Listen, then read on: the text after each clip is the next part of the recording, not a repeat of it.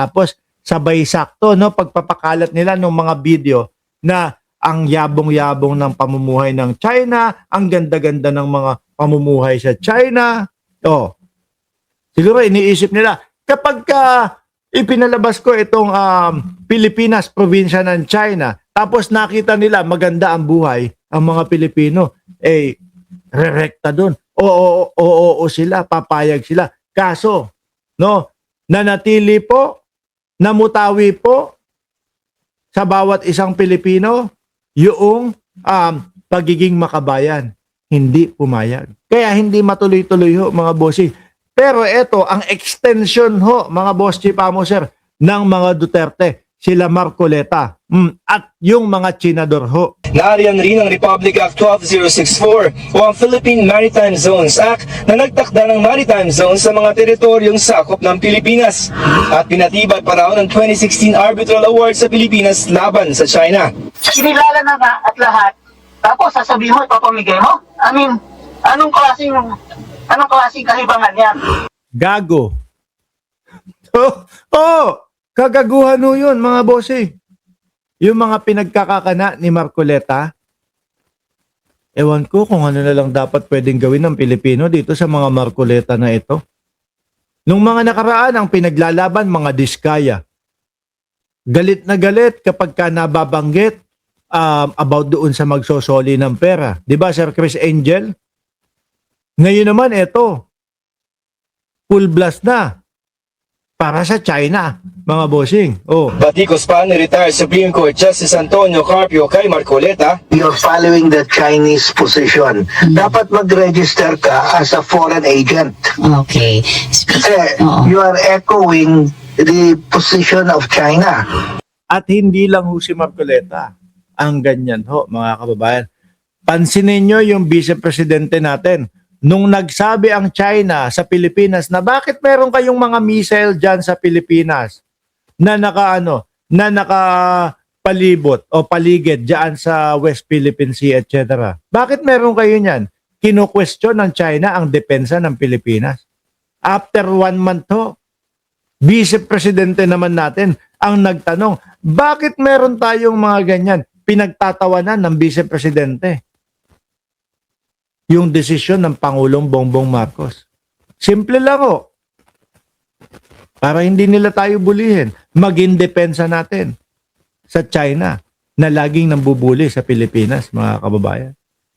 Yun po ginagawa nila Senador, Vice-Presidente, yung mga Chinador ho na yan, yun po ginagawa nila. Ine-echo po nila kung ano yung sinasabi ng China, mga bossing. Kaya ho ako talagang totoo, naniniwala ako doon sa sinasabi ni Katrina Ponce Enrile na merong mga kababayan tayo na tumatanggap ng bayad galing sa China para sirain po ang Pilipinas, pahinain ang Pilipinas, mismong tayo-tayo ang maglaban at pagka mahina na ang Pilipinas, saka na lang sila papasok. Ang tanong, kasama ba itong sila Rodante Marcoleta, vice-presidente, sa sinasabing binayaran ng China? Kung ako ho, ang tatanungin ninyo, at base dyan sa mga nakikita ko, masasabi ko na baka kasama talaga sila dyan. Di ba? Yung naratibo nila naratibo ho ng China talaga yan Patuloy namin hinihinga ng tugon si Senador Marcoleta. Para sa GMA Integrated News, Joseph Morong, nakatutok 24 oras. Ngayon, alisin natin ho yan, mga bossing. Linawin natin mismo yung about, yung tungkol po doon sa mismong lugar ng West Philippine Sea. Law of the Sea, Attorney J. Ito, Attorney J. Batumbacalo. Kasi ang laging ginigit, ang laging sinasabi ni Rodante Marcoleta ho, mga bossing, is yung coordinates, walang coordinates, etc. Ito, lilinawin ho dyan. Sabi ni Maxip, 100% kasama ang mga yan. Rhea, Agnarandosin, shoutout sa iyo. Nasa linya natin si Attorney J. Batumbakal, ang Direktor ng UP Institute for Maritime Affairs and Law of the Sea. Attorney J, magandang umaga. Si Joel Siweng po ito. Good morning po. Hi, good morning po sa inyo, sa lahat po nakikinig. Gandang umaga. Tama bang premise yung wala si EEC natin, so ipamigay na lang natin, i-give up na lang natin, referring to the Kalayaan Island Group, Dr. J? Well, una po, no? Hindi po totoo yan na wala tayong EEC. No?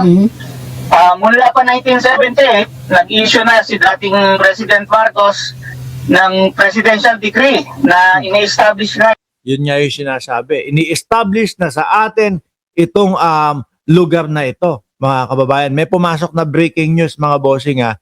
Pagkatapos nito, isisingit lang ho natin. yung ating exclusive economic zone. No? So, 1978 yan. Noong 1987, doon po sa ating constitution, inulit po, nandun po, no, ang ating EEZ. And in fact, pinalakas pa yon dahil ginawang duty ng state, no, ng gobyerno, ng pamahalaan, na pangalagaan itong ating EEZ, lalo na lahat ng likas yaman dagat natin dyan. Tapos, lahat po ng batas natin na sumunod sa 1987 Constitution, lalo na yung Fisheries Code, yung Mining Code, lahat po yun, tinutukoy ang EEZ bilang location nga ng ating mga likas yaman dagat, no? Whether it is fisheries o kaya minerals and petroleum, nandun po yun. Biruin mo, ang tagal ng panahon no, mga bossing. Panahon pa ni dating Pangulong Marcos Sr., mga kababayan. Atin na yan. Tapos itong si Marcoleta, paatras ang ulo. Pag-give up ang ulo. Mga bossing, anak ng putik yung senador na ano. Kaya ito pong RA 12064, yung ating Maritime Zone Act na ginawa last year, actually pinapatupad din, pinagpapatuloy. Bale, itong matagal ng existing ating EEZ. So wala pong katotohanan ang mga pinagsasabi nila na sinungaling at kabaligtaran po yun, no? Na wala tayong EEZ. Muray mo. Yung mga siraulo na yan. Pangalawa po, ang hirap din kasi sa kanila, kino-confuse nila yung Kalayaan Islands doon sa ating exclusive economic zone. Magkaiba po yan. Sige nga, paki-explain nga po yun, Attorney Batong Bakal. Ito. Yung sinasabing i-give up. Sinasabi ni Senator Marcoleta, hindi raw po sakop ng ating exclusive economic zone. Walang niya si Marcoleta, biruin mo yun. No? Yung atin na gusto ipamigay. Ang Kalayaan Island Isa Group. po yan. Lupa yan. No? Iba po yan sa dagat. Ibang batas ang umiiral para sa lupa at para sa dagat. Okay. No? So, yung sinasabi nila na parang ang pinapalabas nila, kiniklaim natin ng Kalayaan Island Group dahil parte siya ng exclusive economic zone. Mali po yun. Never pong naging basihan yung Kaya pala talagang nasasabi na lowest point o pinakamahinang nilalang na abogado ito si Marcoleta no?